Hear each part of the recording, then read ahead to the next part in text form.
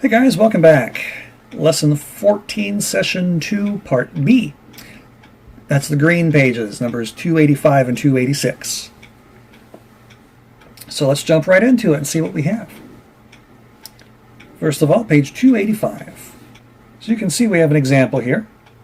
We're estimating the value of 25 minus 1.5 times the quantity 6.8 minus 2.6.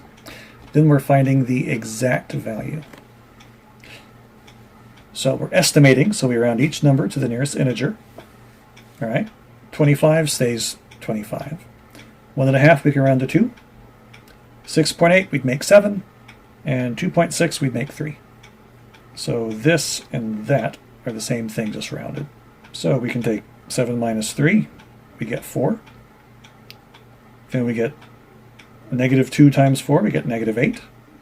Then we get 25 minus 8, that gives you 17. So the value is just about 17. So, as you know, estimating gives you kind of a ballpark figure, right? So we're looking at something around 17. And it looks like that's pretty good, because if you look at the exact value right next to it, you see we have 6.8 minus 2.6, and that gets you 4.2.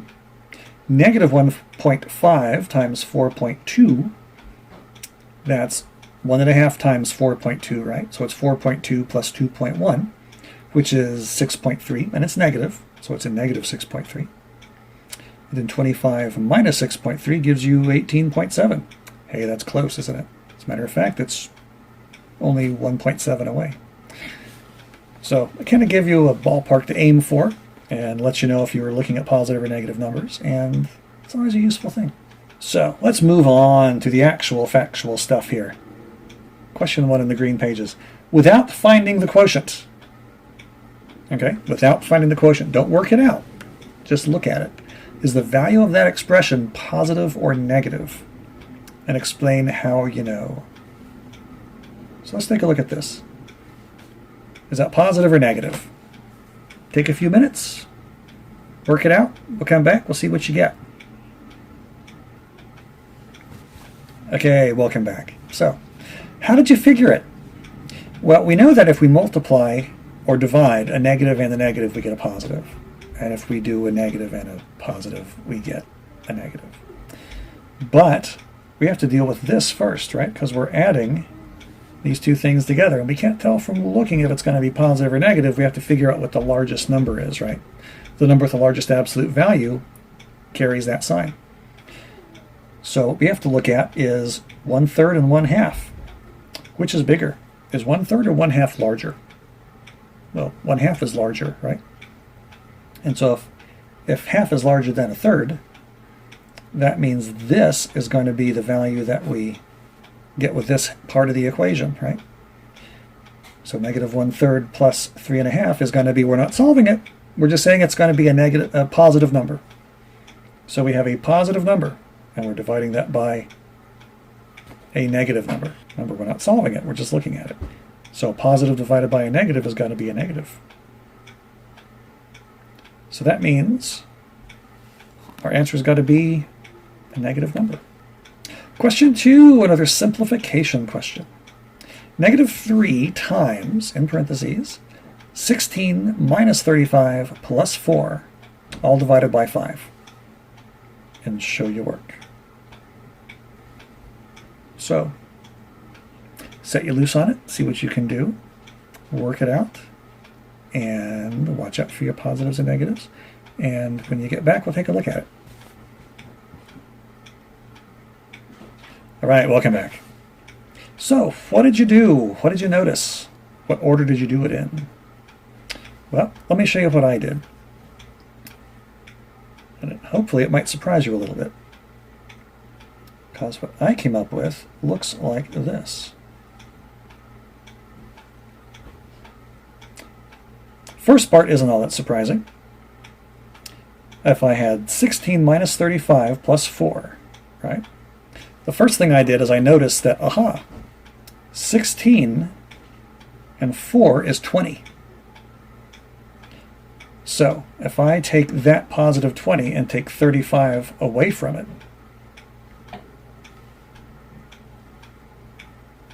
that looks like what we have down here, right?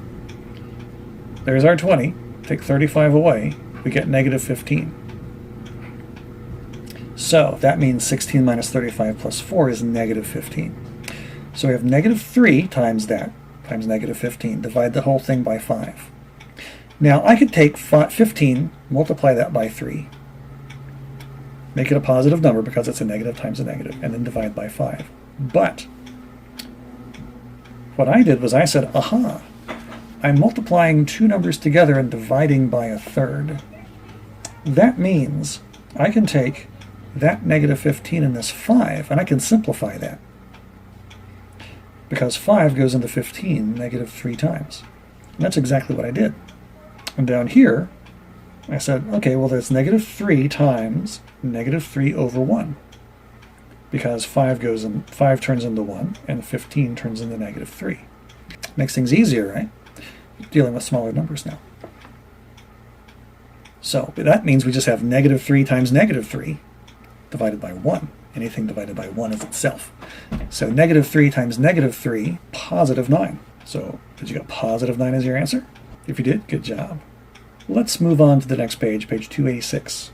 Question 3, a marine rescue center. How about that? A marine rescue center starts the year with 44 sea turtles. The table shows, this table here, shows how the sea turtle population changes each month. As you can see, it's right here. In January, we lost 12 sea turtles. In February, we gained 16. In March, we lost 17. Now, at the end of April, so at the end of this month here, the center returns 2/3 of the sea turtles at the center to the sea. How many sea turtles are returned at the end of April? And show your work. So let's see what it's talking about here. Let's pull some data out, then I'll set you loose on it. We start off with 44 sea turtles. Then we have a population change of negative 12, positive 16, and negative 17. And then after that, 2/3 of those turtles go back. So what would you do, and in what order, to solve this question? So give it a few minutes, see what you come up with, and when we come back, we'll talk about it. Okay, welcome back. How'd you do? Well, here's what I came up with. Basically, what we're coming up with is a statement, right? An expression that says you're finding 2/3, right? 2/3 of this amount here. And so what this amount is the number of turtles we start with, 44, okay? Then what happens to them in January? We lose 12. What happens in February? Gain 16. And in March, we lose 17. So the number we start off with, and then from this table up here, everything that happens to them. And we know that we're taking 2/3 of that number, so 2/3 of whatever this is, and returning them. So, a lot of different ways we could have solved this. The way I did it, as I said, well, 2/3 of a number just means 2/3 times that number. So I rewrote this as 2/3 times whatever that is. And you could have gone 44 and then subtracted 12, added 16, and subtracted 17 again. What I did is I noticed, aha, I have a 16 and a negative 17. If I do that, 16 from 17 is 1. So I can take those two, make that a negative 1, bring everything else down. Then I said, hey, I have a negative 12 and a negative 1. I can do that. That's negative 13. So I got a negative 13 out of that. Brought everything else down. Then I said, oh, look at this. I have a 44 plus a negative 13. I can do that. 44 minus 13 is 31. That gives me 31. So then I'm finding 2/3 of that 31. Now, you may be saying to yourself, wait a minute, 2/3 of 31. I don't think that's going to go evenly. We might have partial turtles we're dealing with here. And I'd say, you got partial turtles. You can't throw back half a turtle. So we got to figure out how we're going to deal with that. And the way we do looks like this.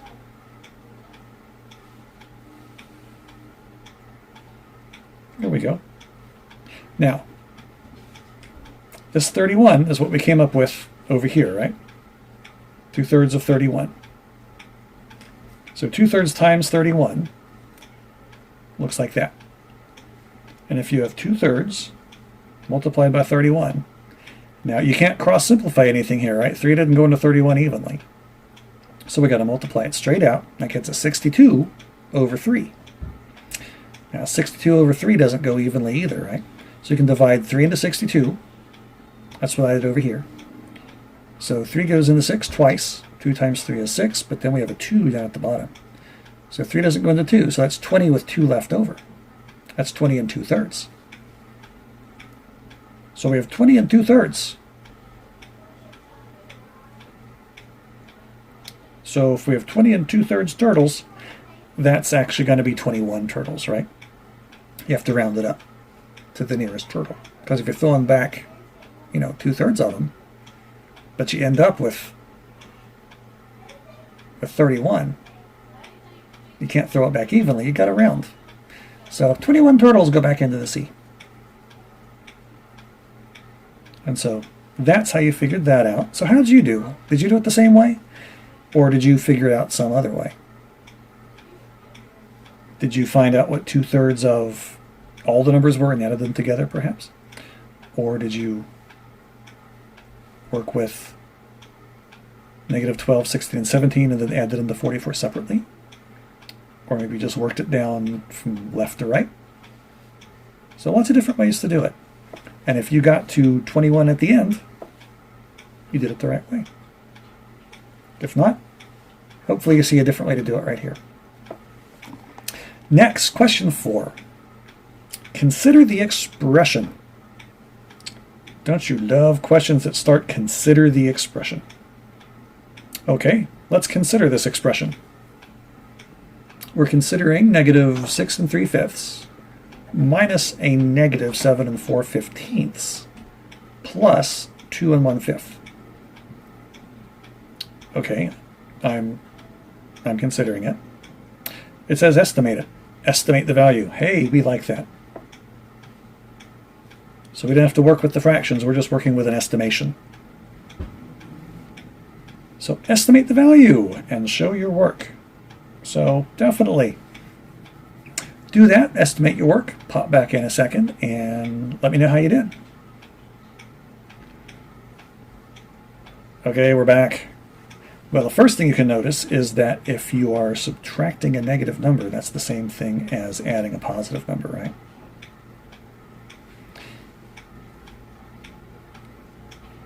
So, what I did is I got, okay, -6 3/5. 3/5 is greater than a half, so it goes up to 7. That's a -7. Now we're adding, right, because we're taking away a negative, so we're adding 7 4/15. Is 4/15 less than half or greater? It's a little less than half. So we'll round it down, keep that to 7. And 2 1/5, well, 1/5 is way less than 1/2, so we'll keep that down to 2. That gives us -7 plus 2. -7 plus 7, we have a 0 pair. A number and its opposite makes 0. So that -7 plus 7, that goes away. What we're left with is 2, which means the estimated answer is approximately going to be 2. So, easy enough. Unfortunately, there's a part B to this question, and the part B says to find the exact value. So, if you thought you're going to get out of it, no. Now we got to find the exact value of the expression and show your work. So take a few minutes on that. Take those fractions, do what you got to do to them, and solve as needed, and come back and we'll talk about it. Okay, welcome back. So, this wasn't too hard once you figured out what it is you were doing, right? Hardest thing about this is getting your common denominators. So here's what we do. The first thing I did, I just rewrote it. So I'm looking at the whole thing again. Negative 6 3/5 minus a negative 7 4/15 plus a 2 1/5. So we have to find the common denominators. And so we did that. Common denominators are 15ths, right? Because 5 goes into 15 evenly. So we got 5 times 3 is 15. So 5 times 3 is 15. 3 times 3 is 9. So that becomes negative 6 and 9/15. Positive 7, because remember, we're subtracting a negative. Positive 7 and 4/15. That stays the way it is. And for 2 1/5, 5 times 3 is 15. So 1 times 3 is 3. That becomes 2 3/15. Then, what I did was, since I have these two positive numbers here, I added these positives together first. And that got me to positive 9 7/15. So now I have negative 6 9/15 plus 9 7/15. Aha! Now we can subtract the number with the largest absolute value. And the larger number there is 9 7/15. So what I could have done is to make everything an improper fraction and then do it that way. But I pulled out my integers first because it's easier. So I took that negative 6 and that positive 9, pulled them over here to negative 6 plus 9. Then I got that negative 9/15 and that 7/15. I brought them over to the other side. So we're working on them separately. Now negative 6 plus 9, that's easy. Negative 6 plus 9 is 3. Now negative 9/15 plus 7/15, ooh, that works in the other direction, right? 9/15 minus 7/15 is 2/15. But 9/15 is the larger, so it's a negative 2/15. So be careful, right? That's not 3 2/15. Nor is it negative 3 2/15, right? It's a positive 3, but we're taking 2/15 away from it. So if you take 2/15 away from 3, you get 2 13/15, right? And in fact, that is what our answer is over here. 2 13/15. So yeah, so use your estimate to explain if your answer to problem 4b is reasonable. Remember that yesterday we're talking about reasonable answers. So is 2 13/15 reasonable? Well, our approximation was about 2. And our actual solution was 2 13/15. So is the answer reasonable? I would say, yeah, it is. There we go. There's the green pages. Pretty easy, right? Once you understand what it's asking, you can start pulling the numbers together and working with them, manipulating them, and before you know it, you're solving word problems. You're solving narrative questions involving mathematics. Pretty cool. Next time we'll do more of the same, because we're going to be doing session 3 of lesson 14. But for now, that's all. So I will see you guys next time. So have a great day. Bye.